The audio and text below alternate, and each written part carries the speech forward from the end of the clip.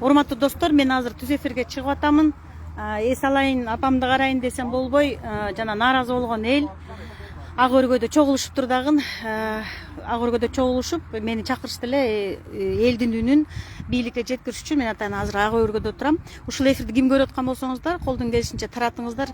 TikTok болобу, YouTube болобу, анан кийин деген өзүмдүн журналист кесиптештеримди чакырып кетем. Ушул элдин нааразычылыгын элге жеткириш үчүн менин эфиримди пайдаланыңыздар, жаңылыктардан жазыңыздар. Себеби дегенде көп адам чогулду дагы. Анан бул жер деген парковый зона болмок экен, анын ордуна деген бирөөлөр келип уйгурабыз деп контейнерлерди коюп, көп кабаттуу уйгурган атышыптыр.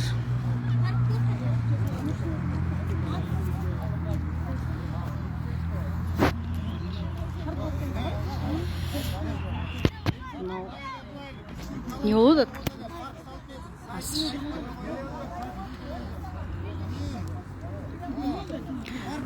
Милиция мага аябай кызыгып калды го. Милиция мага эмнеге кызыгып атасыңар? Эмнеге мага кызыгып атасыңар? Таанытбек сиз да уюштуруучу да? Жок, бuyakta уюштуруучу. Жеткирип коюңуздар. Алтын Арыстанбекке келип деп начальствого приказ эметти, отчет берип койгула да. Артына туруп берип койсоңуздар, жалп элдер, артына туруп койсоңуздар, артка кадрга. Келиңиздер артта Араңарда дагы ГКНдын сотрудниктери бар окшойт. Өзүңөрдүкү. Ошондой эле болсун. Эми карапайым эл ушул. ооба, байкелер, урматтуу ак өргө конушунун жашоочулары, кимиңиздер сүйлөйсүздөр? Орг отдел сүйлөсүн да, анан түшүнүктүү айтып бериңиздер. Эже түшүнүктүү айтып бериңиз. Аты жөнүңүздү айтсаңыз эже. Мен Ак өргөнүн тургуну 89-дан бери ушакта жашайм, Ак өргөдө. Биз азыр кайсы көчөдө турабыз? Азыр биз Ашар Акынбаеванын кесилишинде турабыз. Иса Акынбаев көчөсү менен Ашар көчөсүнүн кесилишинде турабыз. Анан ушул жерде канча участок, канча сотка жер калтырган парк үчүн? Бул деген 89-жылдан бери. Акынбайдан баштап, тетиги эме, арабай эмес, Гагаринге чейин эсала турган парк зона болуш керек болчу, эсалуу жайы. Бул деген Карта боюнча. бул силердики же шаардыкы? 89-жылы Омуралиев чийген ген план карта. Бул шаардын ген планы. Жок, Ак өргөнүн ген планы.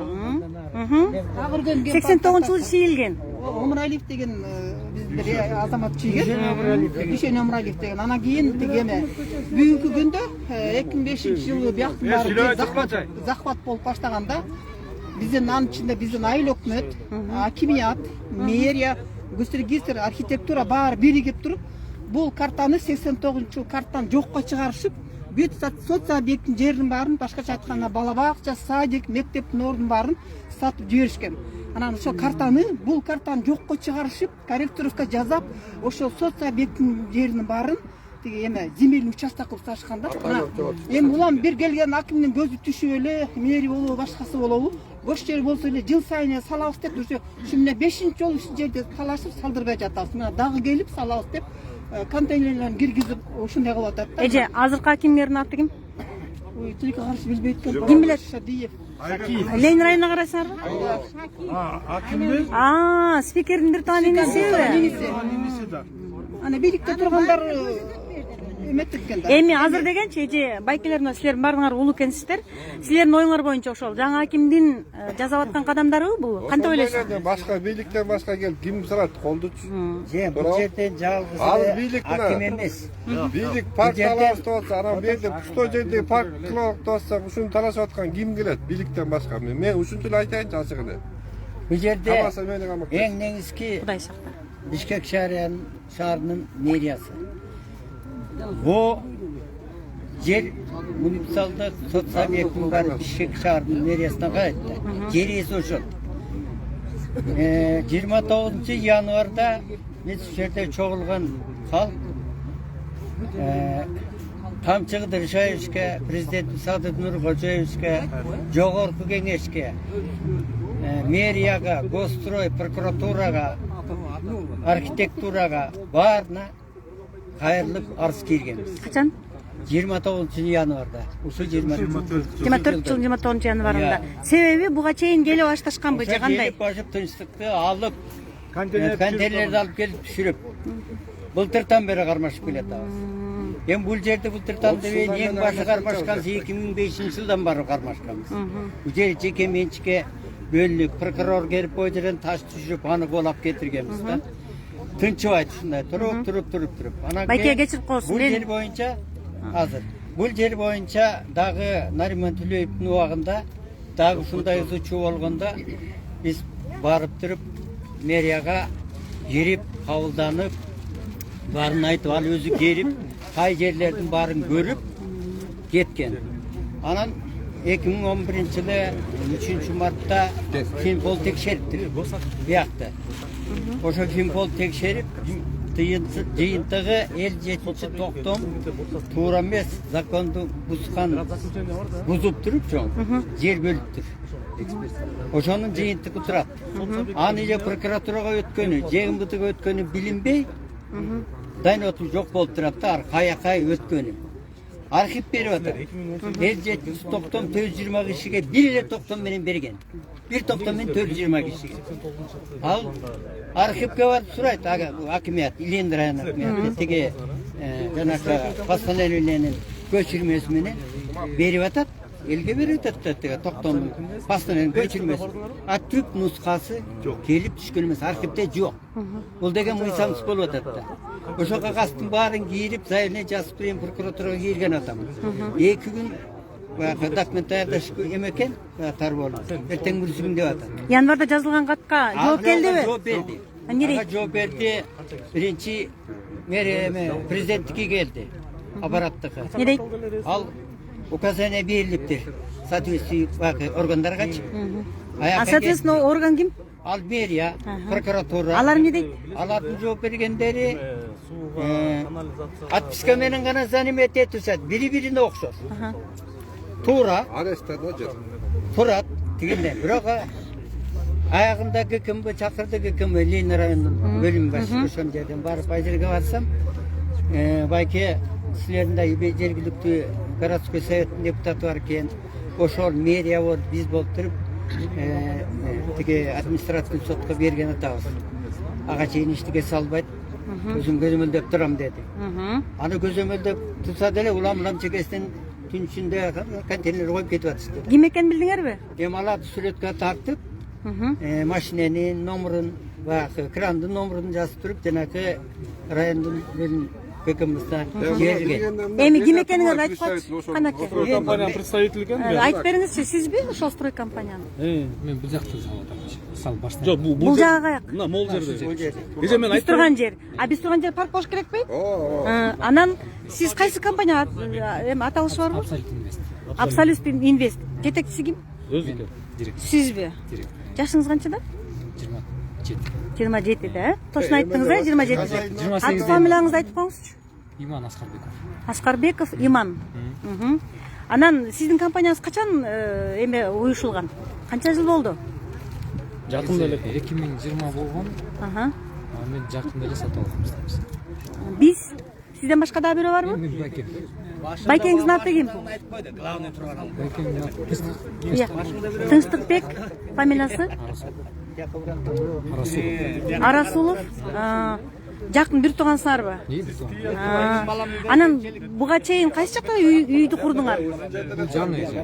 Жаңы болгондо кырсаңар ким айтып койгулачы, мына эл кызыгып атат, мага баары бир. Эч кандай кырша жок. Мен да Агоргөдө жашайм. Кайсы жерде жашайсыз? Тоғыз кайрыкта жашайм. А сиз муну эл карасаңыз, жөнөкөй карапайым эл айтып атат да, парковый зона болуш керек деп 89-жылдан бери ушул жерди кайтарып келатабыз деп атат да. Сиздин оюңуз кандай? Эми мен билбейм да ал жөнүндө.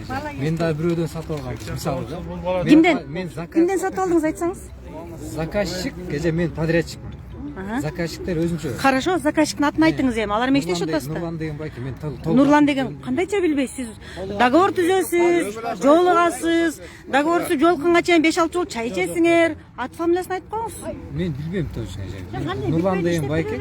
Нурлан деген байке, анын компаниясынын аты эмне экен? Компания Болуптур, фамилиясын билбейт экенбиз. Ал деген эмне кылыптыр? Копиялары бар даже. Иман уксаң, ал деген бул жерди сатып алган бекен. Сатып алган. Канчага сатып алыптыр? Канча 4,5 миллион деп жүрмүш. 4,5 миллион сом? 4,5 миллион сомго качан сатып алганын билбейсизби? 22 22 жылы деп түшүндүм, 23 жылда. Ушул ушунча жердин бардыгынбы? 4,5 миллион. Жоқ, 6 Ошо сотка канча? 6 участок. 20 соттукты 4,5 миллион сомго сатып алган. А сиз канчага сатып алдыңыз? Мен сатып алган жокмун. Ошол кишиники. А мен подрядчик мына жерде строительный мындайча айтканда. Ошол Нурлан деген киши сатып атат дагы, анан сизге Ана проект заказ берип атат. 20 соттук сразу. 20 соттук. Сизге заказ берип атат. Заказды эмне тиги куруп бер деппи?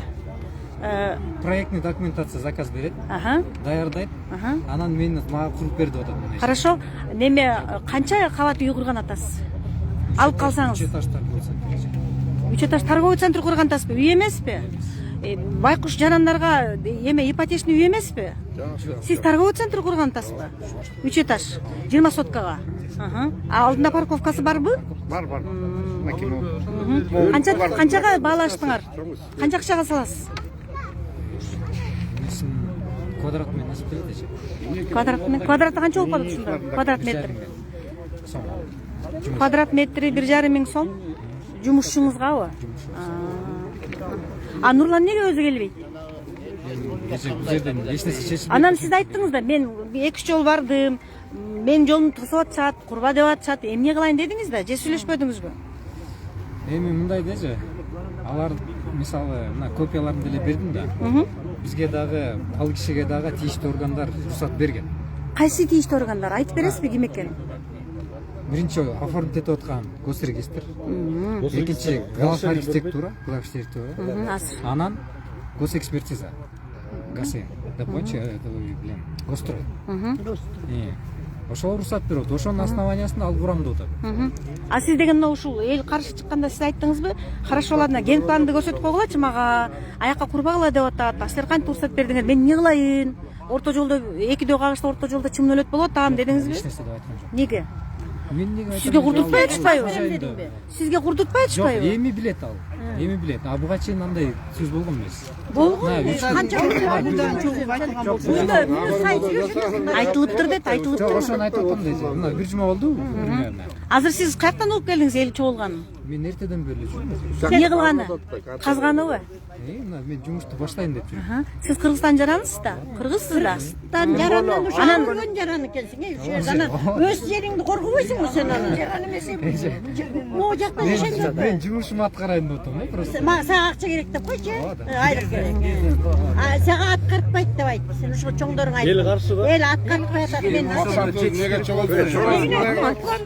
Мен ким экенин көрсөтүп коеюн дедим да. Айта бериңиз байке. Мына алдыр өкмөт деген, өкмөт, мамлекет деген элди алдап атат да. Ачык айтайын. Бул эми алдоо эле болуп атат да. Ататүрк паркындагы жана салып алган документи бар. Бул тек условиясы менен болгон эменичи паркты алабыз деп атат, туурабы? Эми ошол эле эме убакта кайра ушул жерде парк, пустой жерде парккачы кайра элге берип атат да, ушинтипчи четинечи мына 20 сотук тиги бууданчы. Эми бул бала деле келип алып азыр ак өргөдө билет ушул жерде 30 жыл эл улам келген сайын, улам келген компанияны, улам келген элдичи тозуп сактап келдик да ушул жердечи паркларды келген деп. Азыр мына тегеректин баары салып атат. Ким чоңуз? Айта бериңиз, айта Тегерек бериңиз. могу шаардын ичинде там эле салып атат да. Эртең абаны каяктан алып келет? Абачы. Бул парк деген, бул деген фильтр жана теске миллиондогон, миллиарддаган фильтр алып келебиз деп атат. Ушул жерге парк кылып койсочу, ушул жердин абасы шаарга кетет. Биринчиден. Ошол парктын жанында балдар аянтчасы болуш керекпи? Ак өргөнүн Анда деген баарыңар чогуу эле айтып коесуңар, бизге соода борборунун кереги жок. Бияктан баштап бери Гагариндан акмайгы парк керек. Бизге парк керек болду. Парк керек. Болду ошол эле керек. Парктын ичинде оюндай турган жерлер болот да. Бул түшүнгөн адамга шаардын, келечектеги шаардын баары ушул Бишкек шаарынын эмеси үчүн талашып атабыз, чоңуз. Бийинге парк эмес, азыр камок курганга да болбойт. Бул деген мынакей эжеке 89 жанагы архитектурада жоготуу үй атайын. Коррупция мына. Ошону дагы бир көрсөтүп коелучу. Кайра түшкөн кана парк? Ушул Мынау парк? Ушул картаны атайын жооп Аяғына чейін карта. Ушул жерде турабыз биз азыр.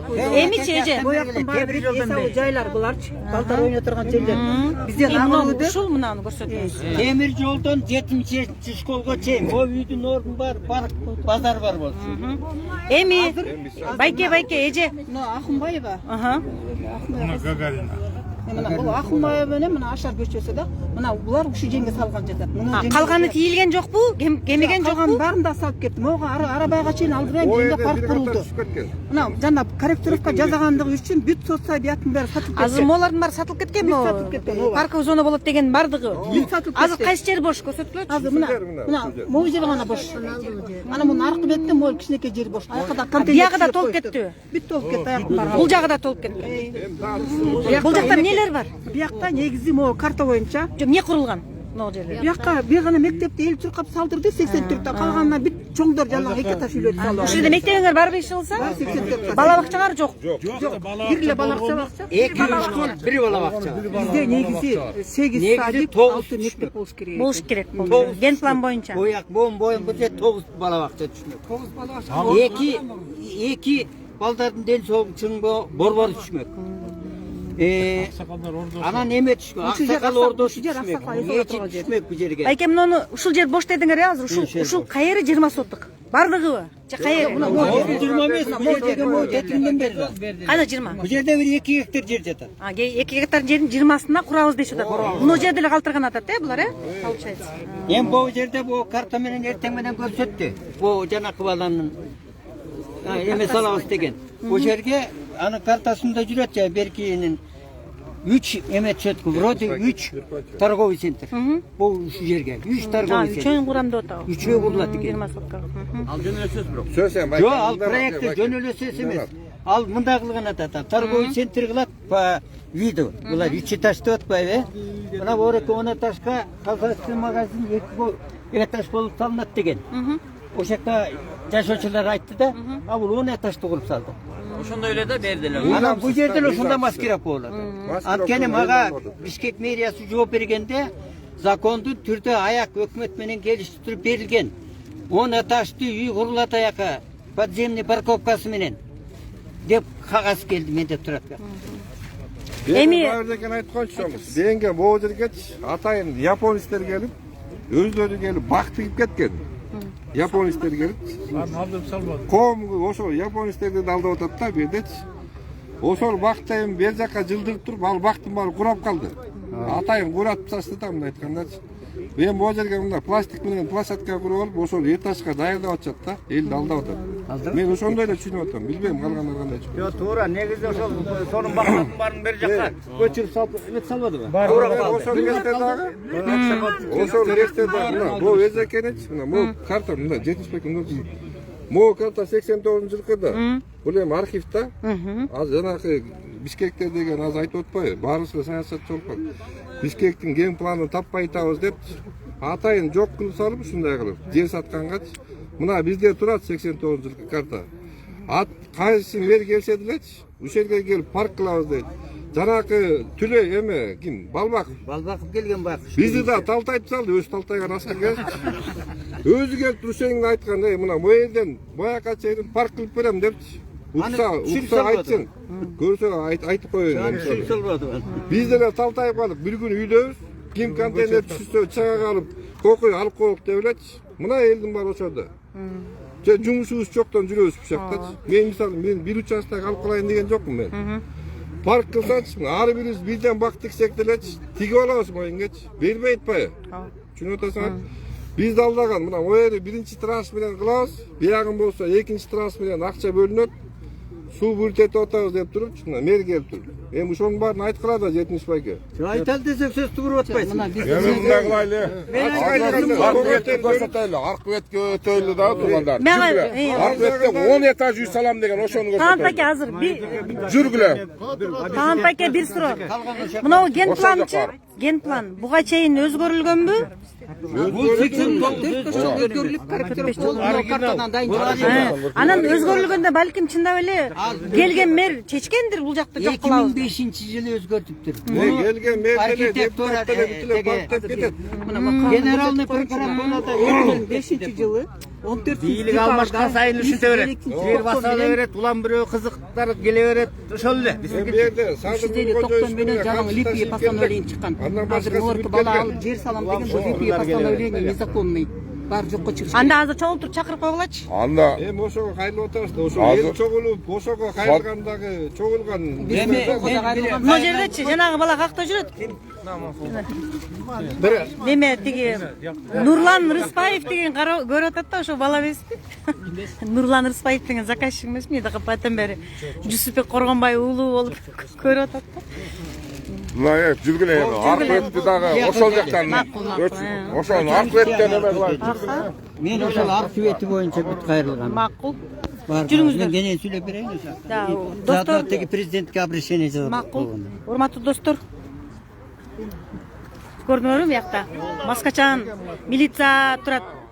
Качан кармап кетет? Алдыныраак айтпагыла кармап кетебиз деп. Макулбу? Монда так. Мына аркамда үй турбайбы? Көп кабаттуу үй турбайбы? Канча кабат курам деген? 10 этаж. 10 этаж курганда азыр канча куруп койду? 10 этаж Жок, канча курам деген башында.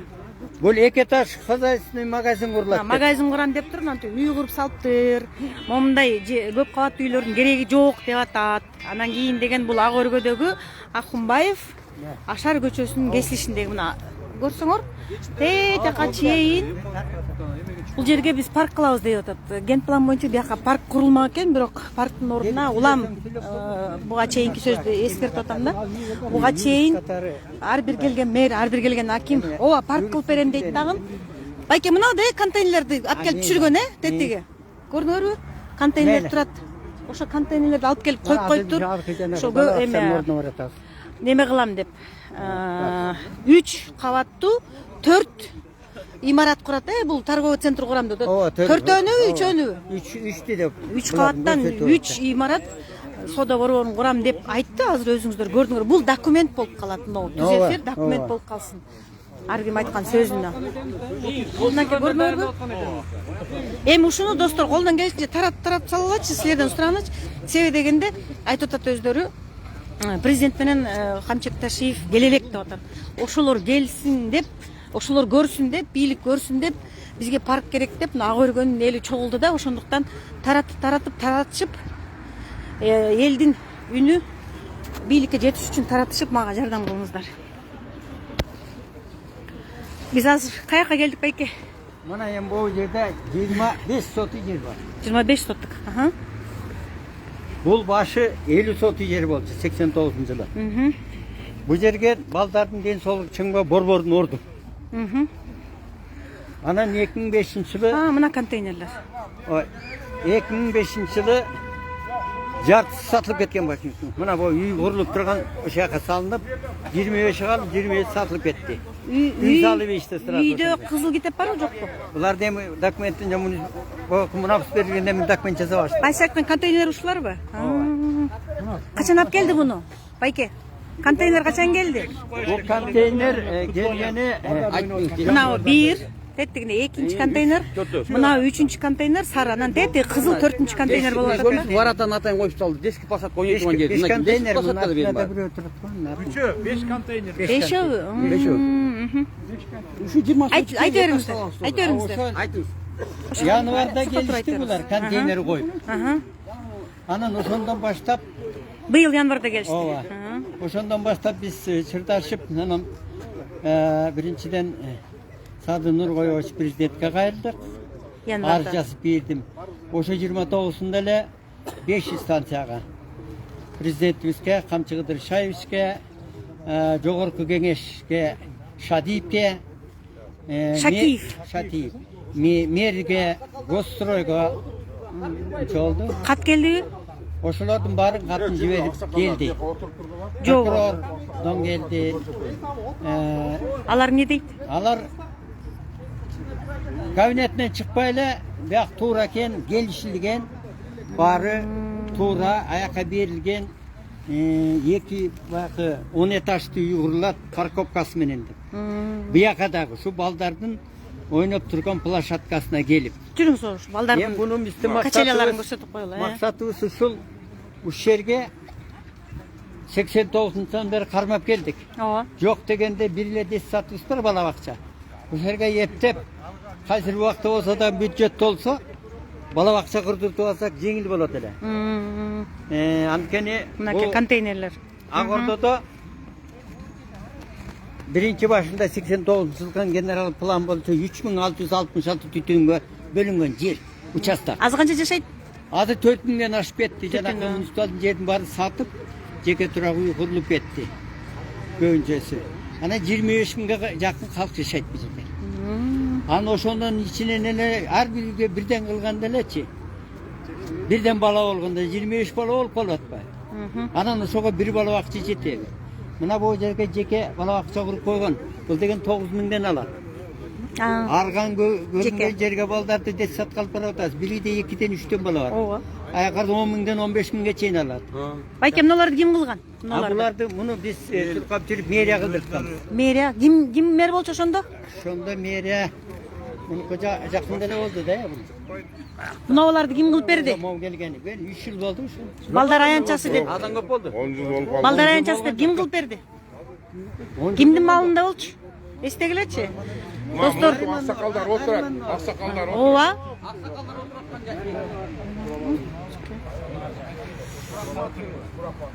Эми аянчаны жакшынакай кылса момундай болбойчу.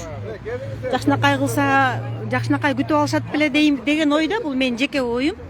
Жакшынакай кылып ушул балдар аянчасын жакшынакай кылып жазап бере турган болсо, булар ошондой күтмөк да. Анан кийин деген момундай кылып коюптур, эми кичине болсо да балдар ойноп атат, бирок монтип эл чогулуп. Бул бөлөки ойноп турган немени мэр Алымбектин убагында фамилиясы ким? Ибраев. Сыдык Владимир. Бул жерде депутат менин коллегам Алымбек Бактыбекович куруп берген бул жерде. Мындайда биздин мына курулганында Сыдыков Алымбек Бактыбекович куруп берген бул. Өзүн чөнтөгүнөнбү? Жок, Жок. мэрия. Мэриянын эсебинен ошол титулга Ошол кишинин маалында кол коюлуп десеңиз, өзүн чөнтөгүнөн кылбайт алар. А боягым болсо, буягым болсо. Замандаш партиясы мындан аркы. Шайлоонун алдындабы? Ооба. Шайлоонун алдында курган. Бул жерде бул эл суранып атып, эл делечи буну баарын курган. Ал депутаттар эл үчүн эме алган да. Мындай айтканда эл Чоңгап жүрүп берди. Айтып атам, өзүн чөнтөгүнөн курбаса керек. Шайлоонун алдында. Эми мэриянын алдынан, мэриянын эсебинен курулган. Мэриянын эсебинен жеке бизге мынтип атат да, булар ушунтосу. Силер ошондо документ чыгара албайсыңарбы дейт да. Эми түшүнүгүм боюнча да Кыргызстанда документи жок жерде эле жүрөбүз да биз. Мисалы жолдорубуз, анда жолго деле бирөө эртеңден тозуп алып, бунун документи жок экен деп тозуп алса кандай болот чоң? Айтмакчы байке, ак өргөдөгү үйлөрдүн документтери барбы? Бар. Агыргөдөгү биздин документ законду алганбыз бизге. Мындай да. Айта бериңиз. Бул жерде мына детский площадка турат. Биз ойлоп атабыз да, ушул жылдан бери документ десе биз чыгарып коймокпуз. Чуркап жүрүп элечи. Биз момундай детский площадка кол салат деп ойлогон эмеспиз. Түшүнүп атасыңарбы?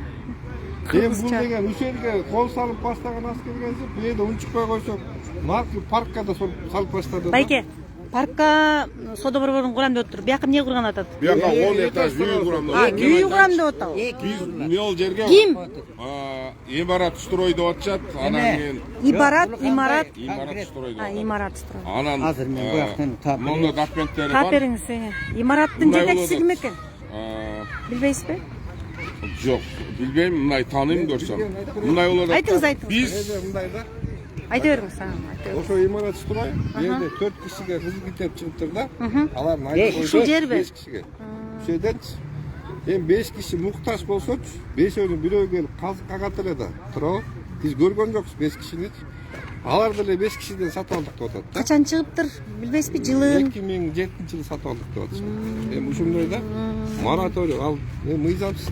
Постановление 2005-жылы. Парктагылар деле ошентип атат да, бирөөнөн сатып алдык. ооба. Эми бул экөө бирдей эле болот. Мына козак сымондай. Бул жердики. Бул жердики.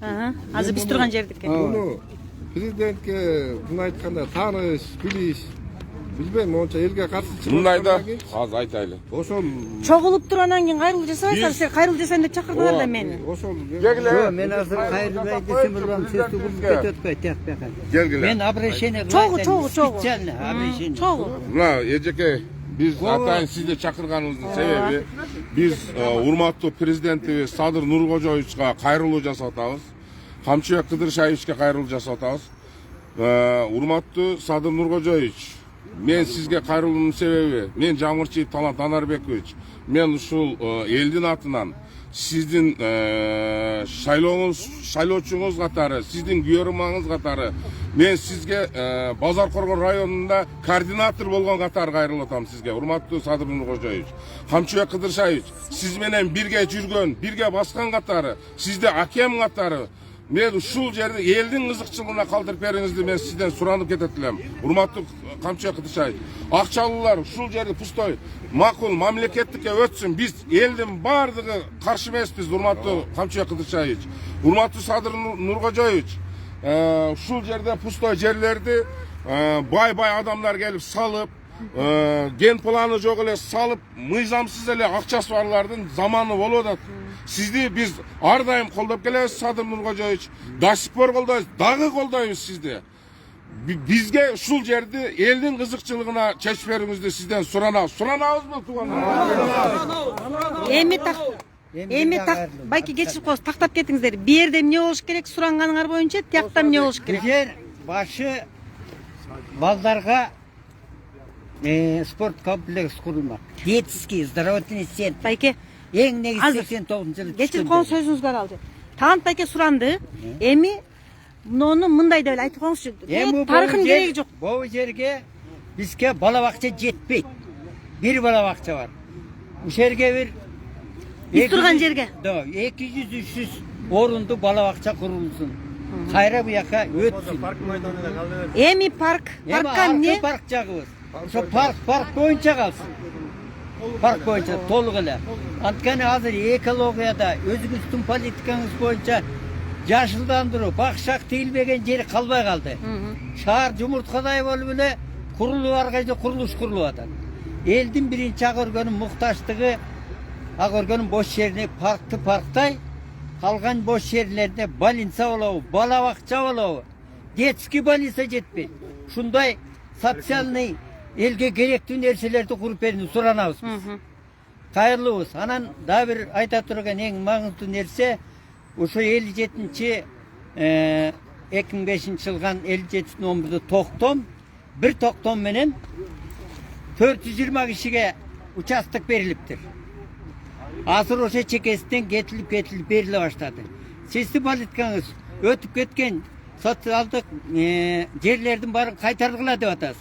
Сиздин кашыңызда турар мэрлер жана гостройлор биригип алышып мафия түшүп чекесинен сатып атат биякта. Ушуга сиздин көңүлүңүздү бөлүп, биз аз күндө жазуу түрүндө да алдыңызга 1-2 күндө аз киребиз. Буга чейин да киргенсиз. Буга чейин да 29 январда киргенбиз. Аяктан мында отписка менен кагаздар келип тажатып бүтүрдү. Сотко да бердик эле, сот болсо 3 жолу аткылатып өтүп коюп атат. Кимди сотко бергенсиз? Жанакы мэрия берген. Кимди? Биздин арызыбыз боюнча эме жанакы административный сот. Бул административный сот деген Кимди сотко берип атасыңар? Мэр кимди сотко берип атат? Ошону тактап айтсаңыздар, эл түшүнүш үчүн. Компаниянын ошо жанакы бул жерди кайра мэриянын балансына алыш үчүн. Байке, мына контейнерлер 29 январда эле келгенби? Ошо силер жазганда эле. Андан бери турабы? Турат. Анан кийин эми да бир ушу коррупциялык жолду комиссия түзүп, ККМБдан, аппаратыңыздан, депутаттардан, прокуратурадан, анан бул жергиликтүү калктан комиссия түзүп, баштан аягына чейин текшерип чыгып, биздин ушул арызыбызды тууралыгын, туура эмесин аныкташыбыз керек. Мэриянын ушул жерде жетекчилерин иштеген өкмөт кишилеринин тазалыгын да текшериш керек. Ошо аягына аныкталып чыгып, анан кийин бош жерлерди кайра алышыбыз керек. Эми андан кийин калды дагы сизге айтарыбыз ушу күрөшүп атабыз, иштеп атабыз, көрүп атабыз. Сиздерге колдойбуз. demekçimin. Anan karanın bölüğü börek bolsa, aktı kichki bolsa da kanın gücü jetet. Siz ak iştep atasыз. Niyetiniz menen agamga kılıp, betingizge kir juguzbay, jakşı uşuğuzdun kayırlığızdı, özüңüzdün kömürlüğünüz kalıp atkar beriңizdi suranabız. Ananda kep ketip atat, çöktün başı bekerden kıymıldabay deyt jel bolbosa. Bu жерден келip аткан жанакы компаниялардын арасында жүргөндөр айтып атат, bu президентибиз дагы, Камчыгыдыр Шаевиз дагы ички инвесторлорду колдоп, бизге уруксат берди деп айтып атат. Эми ошондон бизден ой кетип атат. Кандай бул? Тигилер кыймылдап эле отурат, мэриялар, прокуратуралар. Ошо чынбы деген ойго кетет экен. Тарапайым эл биз. Эми муну баягы тактап талдай албайбыз. Була элдин айтылган осундай кеп bunu da tуура түшүңүз деп ойлоймун. Эми бардык биздин ишеничибиз şu өкмөт башындагы эл башы өзүңүз, өкмөт башы Акылбек Жапаров, үч жагынан Камчыгыдыр Шаевич силерге күч кубат берсин, акылыңарга акыл кошсун демектимин. Şu агым кеңе кылып эли жериңердин баягы ишин ага аткарып беришти суранабыз. Аманат сизге. Бул Кудайдан аманатын кыянат кылбай так аткарып бериңиз. Урматтуу Садыр Нуркожоевич, дагы бир жолу кайрылуу жасатам сизге. Сиздин мекенчилде мен жогорку кеңешке депутаттыкка аттанган катары еще Базаркоргон районунан сиздин колдогон ошол же Базаркоргон районунун координатору катары элдин ою сизге түз, ак өргө конушу сизге бардыгыбыздын оюбуз түз. Сизди ар дайым колдойбуз. Bizge ушул жерди мамлекеттин эсебине өткөзүп бериңиз. Менчик эмес, bizge ушул жерге сайдик салып бериңиз. Колуңуздан келсе мамлекеттик жер кылып өткөзүп беришиңизди суранабыз. Бул жерге этаж үйлөрдү, башкаларды салдырганды биз колдобойбуз.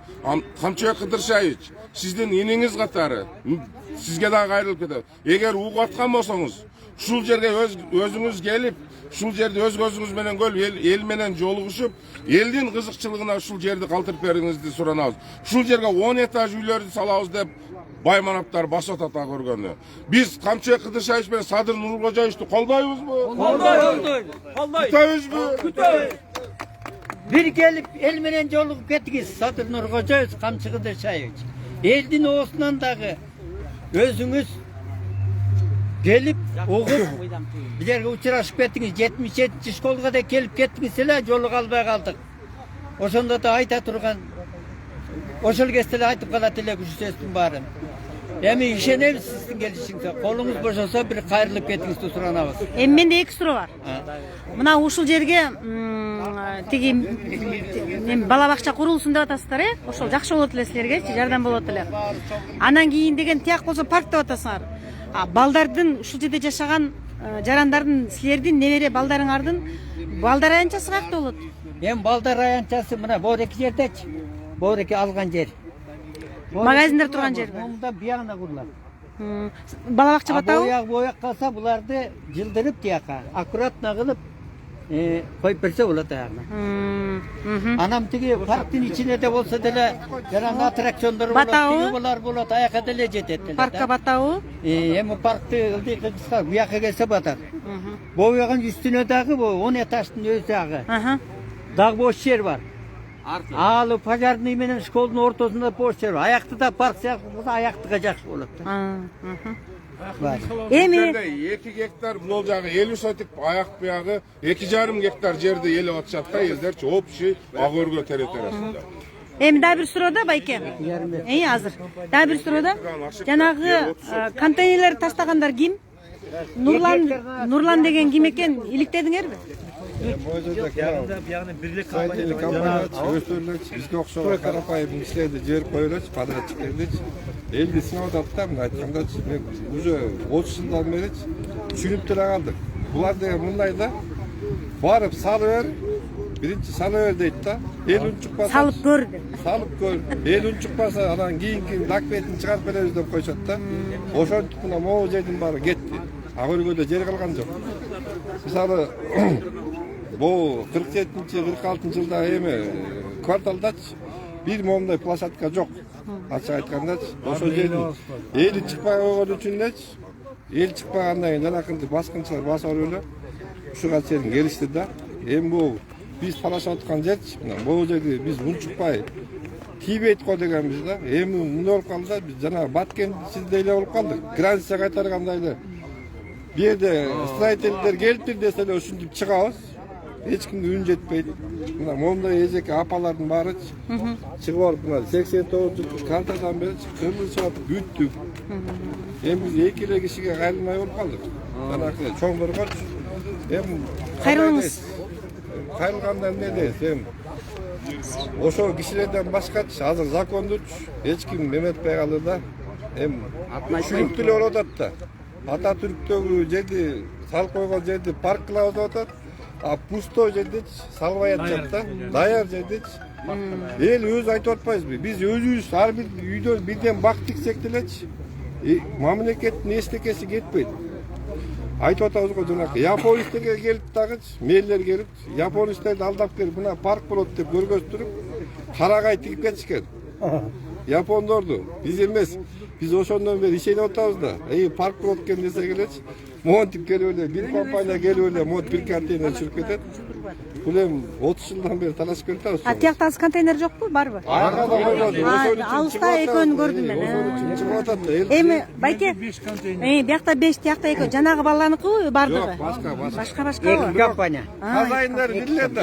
Хозяины билле. Ким? Эки компания. Түшүнүктүү да. Аны Мага түшүнүксүз болуп айтып койсоңуз. аны деген мындай да эми. Аны Бул компания бул жердеги компания. Түштүк курулуш Восток Нес деген компания. Түштүк курулуш Восток Нес dedi. Восток курулуш компаниясы Нес дейт. Хорошо, сиз деген названиясын билесиз. А ошонун жетекчисин да билесизби? Аны жетекчисин билбейм. Ал жерде бир 4-5 үй жүрөт. Аттарын айтат, унутуп эле, фамилияларын айтпайт. Азыркыдай ооба, Нурлан деп, Бул жер. Өзү жана 57-токтом. Номер. 57-токтом. Бул жана айтпадым, 57-токтомдо 420 кишиге бир эле постановление чыккан деп. 2011-3 мартта Нариман Түлөевдин убагында кайрылганда Финпол текшерген. Финпол текшерип бул жерде айтылып атат. Текшерүүдө 57-токтомдо нарушение менен, грубый нарушение болгон. Архив берип атат. Бизге түпкү постановлениянын оригинал нускасы келип түшкөн жок. Биз копиясы менен берип атабыз деп. Мисалычы. Мына Садыр Жапаровго кайрылууда, эжекелердин кайрылган эмеси. Окуп бересизби? Окуп бересизби? Мелкий кандай? Сиз окуп бересизби? Мен да жакшы көрүп кеткенмин да. Кимде ачка бар я? Моңча томда, мынакей чоңуш. Жок, башын окуп туруп кимге? Анан талабыңарды окуп койгула болду. Биз 16 ноябрь 21-жылы урматтуу президенти Садыр Нуркожоевичке кайрылганбыз. Вот именно ушу Агыргөдөгү соц объекттин жери боюнча. Анткени деген 89-жылкы чийилген генплан карта жокко чыгып, корректировка болуп, ошо соц объекттин жеринин баары эме болуп калганда, земельный участок болуп кеткен. Эми биякта талапты окусаңыз, талап койгон талабыңар. Биз койгон талабыбыз биякта мындай болчу. Ошо 89-жылкы картаны калыбын алып келиш керек да. Калыбын алып келбесек, биз моментин доказывать эте албай, улам бирөө келип көздөрү түшүп, ошо этаж үйлөрдү салыш максат болуп атат да. Мен түшүндүм. Андан бери ген планды өзгөртүшөт дагы. Ошон үчүн силер менен эсептешпей, ар кимге сатып, бири-бирине сатып отуруп, ана контейнерди коет. На самом деле алардын токтом чечимдери. Эми алар менен соттошконго убакыт жок. Постановлениеда Биз убакыт өткөрүпчү. Мына биз соттошуп атабыз деп мэрия делечи, өзү келип мэр мындан 3-4 жыл мурун келип мэрден айтып атпаймынбы, япондорду эстип келип бак тиктирип турупчу. Биз биягы соттошуп атабыз эл менен деп турупчу. Кайра ошо соттошуп аткан элден эле ушу строительный компания сатып атпайбы? Түшүнүп сотто болуп аткан ишти элечи компания кайра сатып атат да.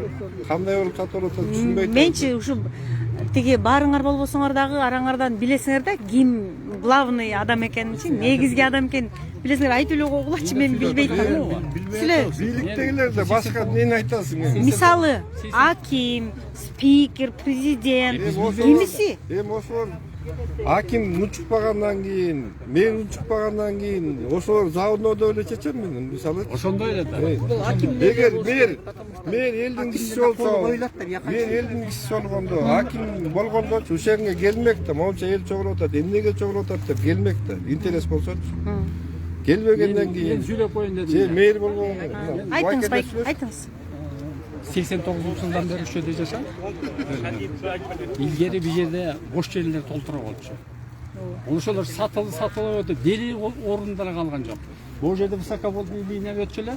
Анын высоковольтный линияны демонтаж болду. Анын алдында көп жер бар болчу. Ошонун баары сатылып кетти. Анан ошолордун баарын сатып, анан тиги акиметте отургандардан баягы аппетит ачылды да. Анан бүт кычык-кычыктарын баарын сатып баштады. Сос фондунун жери калган жок. Сос объектилер. Мына бул жерде да сатылып кетти. ФАП барбы силерде? ФАП поликлиника барбы? ФАП бар, биякта Бейтапкана коюлуш керек. Айыл өкмөтүбүз жок. Айыл өкмөтүбүздүн жеринде кабинети жок. кабинети жок. МТУ сизби же МТУ? Ким? Жаңы эле келди эле кетти. МТУнун кабинети жок. Эми өзүң сөйлөсөңүз. МТУнун жери жок, элестеткилечи. 2005-жылы баягы эме болду окучу. 2005-жылы революция болду го. Ошондо бүт ажиотаж болду, эме болбоду. Ошондо могу жерди басып алсак, ошол жерден да зачи болгонбуз. Могу жерди алып калаганбыз. Эми ошо 40 жылдан бери эмне ошолорго даярдап атабыз биз. Ооба. Ар бир революция болгон салышын жатпайбы? 2005-жылы 2010да ошенткөн. Анан кийин азырда келет. Ар бир бийлик алмашкан сайын эле ар бир кимдер келип өзүн кылып атат эмесин бар. Жанагычы байкелер. Мэриянын ишичи. Мисалы бизден түшүнүбүздөн мурун мындай эле. Мына момча кат ар бир келген. Жазгансыңар келген жооптору. Өкмөттөргө жазып атат. Мына текшерип аткан. элестетип көрүңүз. Могу кайрылуунун баары кимге жетип атат? Бирөөдө келип калган жок да. Отпуска келип атат. Жок. Бул эми негизи агыр. Мен дагы жөнөкөй эле кыргыздын кызымын. Мен силер тараптамын. Самыган ушул нерсе бийликке жетсин. Сен жеткилесиз да. Буйрса Кудай калса. Мэрия эл менен иштебейт. Мэрия эл менен Түшүнүп атам мен байке. Парк. Бул агыргы эле жетиштүү эмес. Мен мисалы бул эжекке деле керек. Жапсырака кыз болчу. Мисалы мындай 30 жыл мурунчу. Мына момча катты алып алып 30 жылдан бери катып жатат да. Картаны да бүгүнкү күндө мен сыйыкта катып жүрөм 15 жылдан беричи. Айтышты башка. Тарых үчүн. Тарых үчүн. Жана мэрия жөнүндө айтып кетейинчи. Айта бериңиз. Оореки мэриялар эл менен иштебей калды. Булар көчүктөр кабинеттен гана өтүп калды. Ооба. Барсаң, кирсең, чайпалы момунтуп отурат. Ошондой бекен. Мэр, то есть аким келип кеттиби? Аким да келбейт. Чакырбадыңарбы өзүңөр? Чакырганбыз. Начальник Ленский робуду келип кетти, полковник жерге. Элдер кышында эметкенде. Мындан бир жарым ай мурун. Тиги компания келип жолду тосуп алды дегенде контейнерлер кийребиз дегенде кийирип. Алар ойлоп туруп. Ошо буяк жолдун баарын тосуп алган экен деп келип. Анан ошо келип дегене сөгүп, сагып, сен кандай жолуңду ачык эле турбай. Булар туура кылып атат. Сен контейнерди эмне алып келдиң буяка? Жол жүрүп атат бар. Булар контейнер бул жердин жолун тосуп атат. Булардын правы бар. Деп ошол туура сөз сүйлөдү. Анан кийин эми бизге жалгызчылык канча жылдан бери 89-тан бери жашап атабыз. Ошол жердин мэрлеринен келгени жалгыз Нариман Түлеев келген. Школга келип элдер чогулуш жасап өзүнүн командасын эчитип келди. Эмне муктаждык бар? Эмне зарылчылык бар? Транспорт, жол, арчы суу кандай ошонун баарын сурап. Шайлоонун алдында дебейт. Жок, шайлоонун алды жок эле. Анан келип туруп жаңы мэр болуп келгенде келди да. Анан келип ошону сурады. Кайра 3 айдан кийин келип кайра чогултуп туруп баа жерде кайра келип сурады. Кайсы иштерди аткарды булар деп. Командасы менен келип. Ошол жерде сөгүш берген прямо ошол жерде болгон. Азыркы мэр келдиби келелекпи? Чакырдыңарбы, чакырбадыңарбы? Ким экенин билбейбиз. Хорошо, чакырдыңарбы, чакырбадыңарбы? Расмий чакырып коюш керек да. Жана расмий чакырылган биз сучу болгондо. Жана компаниялар келгендечи. Мэрди келгиле, МТУсу жүрдү ошол жерде. Десе отдели жүрдү, тиги булар эмне мондай болуп атат. Эмне келбейт деп. Келген жок, басып келбейт. Эми ал мэр болуп келгенден эл менен тааныш керек. Бул жерде эмне болуп атат билиш керек да. А эл менен иштесе кабинетинде отуруп эмне иш кылат ал? Андай мэрлердин бизге кереги жок. Дәуір қайырлайым санырға қойысқан. Мұндай нерлерді қойбаш керек мұндай. Елді аралап өзіңіз қойғышты. Елді менен бар бүгін іштегендерді қойыш керек. Эми азыр сөздү жыйынтыктап Азыр жаш жатып, балдарды қойып атасыңар. Жаш балдар, мейлі жаш балдар келіп өссін, білсін. Азыр жаш балдардың білімі жоқ екен. Жанақы Гостройдың замы бар екен. Мен кирдим айлана. Кирсем 30-тағы бала екен деді. Орнынан тұрып та қойған жоқ. Emne geldin istedi. Ciri kanımanın geldin mi dedi. Seni uruşup böyleden savayın deyip geldim. Ay emne dedi. Ay emne yerdim vardı satıp atasınlar. Oşondan başladım. Anan oşolaydı da tup dura dedi. Surap gelsem emneni bittin mi politek dedi. Emne ol bittin. Zavuşunu okuyorum. Mına uşundaylar geliyor atar. байке эмече сөздү жыйынтыктап атып, кимди чакырасыңар? Биринчи мэр келсинби, аким келсинби, же глав архитектура келсинби, же госрегистр келсинби, кимиси керек силерге? Ол мэриядан иштеген ошол структура бизге эч кимиси керек жок. Мен оюм боюнча. Бизге жанакы жогорку эң ишене турган эле эки адамыбыз бар. Президентибиз Камчы Кыдырчаевич. Анан прокуратура. Мына ошо жана башында кайрылбадымбы? Комиссия түзүп берсин. Жергиликтүү эл менен баарын ушу жазган арызыбызды текшерели. Акимияттан канчанчылык токтом чыкты, канча токтом чыкты. Андан барга архитектура, архивде бар ошолордун токтомдордун түпкү нускалары. Андан кийин барып туруп госрегистр эмне себептен ореки копия менен көз акты берилип атат. Аны текшерилсин. Архитектура эмне үчүн уруксат берип, тиги проектлер чийип берип атат жанакыларга. А Гострой мына көчө кирген Гострой коюп бериптир. Бул компанияга уруксат деп. Азыр Гостройдун чоңу ким экен? Азыр Орунтаевдин колу жүрөт. Орунтаевпы? Орунтаевдин колу жүрөт. Анда Орунтаев келбейби? Президентке чейин келбейби? Келсин анда ошо президентке чейинки ошо келсин да. Орунтаев келип өзү жооп берсин. Ошонун жана кагаздары жүрөт асыл. Ошону айтам да. Анда Нурдан Орунтаевка түз эфирден салам айтыш керек. Ооба. Анан урматтуу Орунтаев. Ким аты? Нурдан. Нурдан Орунтаев. Сизди ишенип президентибиз ушу кызматка койду эле. Баягы Бишкек шаарынын мэрисинин замы болуп жүргөндө агышеп тагыштеп жанакы мыйзамсыз курулган жол жээгиндеги баарын бузуп талтырып жакшы иштеп аттыңыз эле. Эми ушул ишиңиз толко жоңоюп креслого отурган унутулуп калды. Эмне үчүн бул жака уруксат берип атасың курулуштарга? Колуңузду коюп. Келип о жерде Агыркөөнүн элине келип жооп берип кетиңиз. Эми бул иште жөн калбайт, баарына кайрылдык, аякка деле президентке деле жооп бересиңиз. Эмне үчүн кол койгонуңуз? Ар бир ким киши колун жүзүн жооп бериш керек. Биздин сүйлөп атканыбыз үчүн да биз да жооп беребиз, өнөкө карапайым болгондо. Калп айтып атабыз, чынын айтып, аны териштирилет баары дег. Эми ушу эфирден пайдаланып, сиз Агыркөөгө келиңиз, кечикпей. Элдин атынан өтүңүз. Ооба. Өзүңүз о жерден туура. Элдин үнүн уксун, Ооба, элдин үнүн угуп кетиңиз. Биздин талабыбыз ошол. Суранбайбыз силерден, талап гана кое алабыз.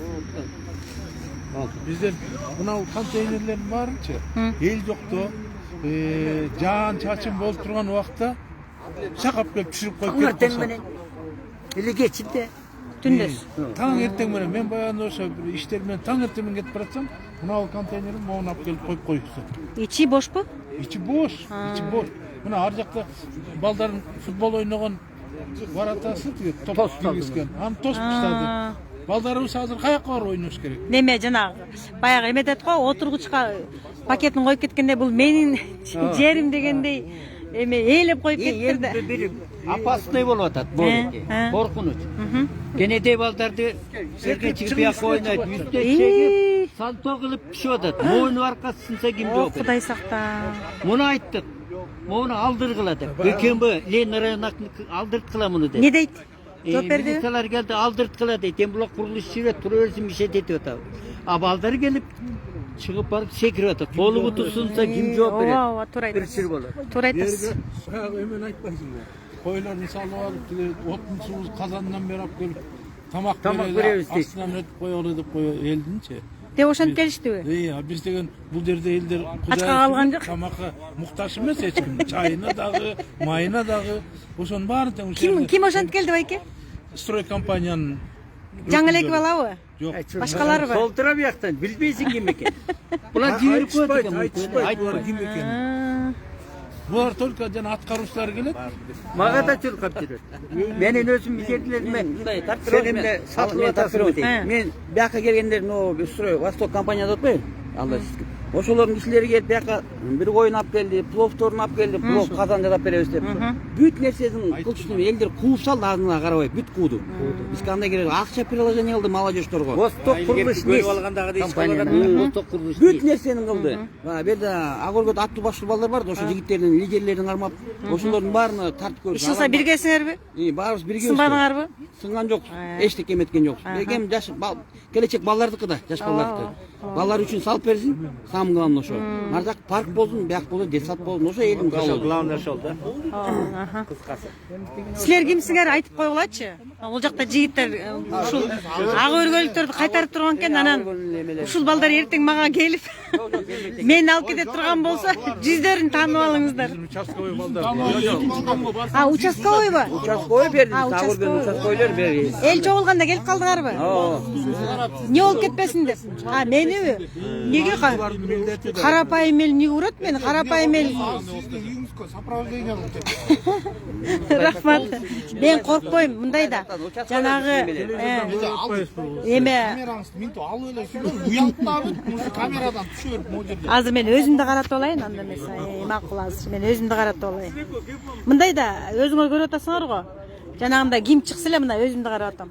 Ким чыкса эле, журналисттер кимиси сүйлөп чыкса эле бардыгын кабап атпайбы? Анан кийин деген ошон үчүн деген айтып коеюн, мени деген түз эфирде канча деген адамдар көрүп атат. Достор, сиздерден суранам, ушул түз эфирди бөлүшүп коюңуздар. Нурдан Орунтаевка жетсин деп атат, президентке жетсин деп атат, Камчыбек Ташиевке жетсин деп атат. Мэр келбептир, аким келбептир. Аким келбептир, кабар албаптыр. Ушунча элдин сөзүн уксун деп атат. 89-жылдан бери ушул жерде кайтарып жүрөбүз дейт. Баткендегидей эле чек ара кайтаргандай кайтарып атабыз дейт. Анан кийин бул милиция жигиттер, азаматтар көрсө булар участковыйлар турбайбы? Мен ойлоп турмун, атайын келип Коопсуздук үчүн жүрөбүз. сонун. Жок. Жакшынакай жөнөкөй жарандар эмнеге урушат? Урушпайт, Кудай сактасын. Туура тиги строй компаниянын өкүлү келген. Туура. Сиз жооп бересиз. Только силерге жооп бере бергилечи, мен жооп бербей эле коеюн. Жооп бербейт, ошон үчүн келип атабыз. Силерден сураныч, таратып коюңуздар дагы. Силер да тарттыңарбы? Өзүңөр дагы таратып кал, себеби дегенде силердин сөзүңөр дагы угула берсин. Анан колдон келишинче ушул бийликке жетсин, себеби дегенде 89-жылдан бери ушул ак өргө конушунда жашагандар парк кылабыз, бала бакча курулат деп үмүт этип күтүп отурса, мамлекет кыймылдабайт. Мамлекеттен тыңыраак болуп, байлар тыңыраак болуп келип ушул жерге өзүнүн контейнерлерин коюп, жеке компаниялар контейнерлерин коюп, бул орун меники, бул жер меники дегенде ээлеп кеткен экен.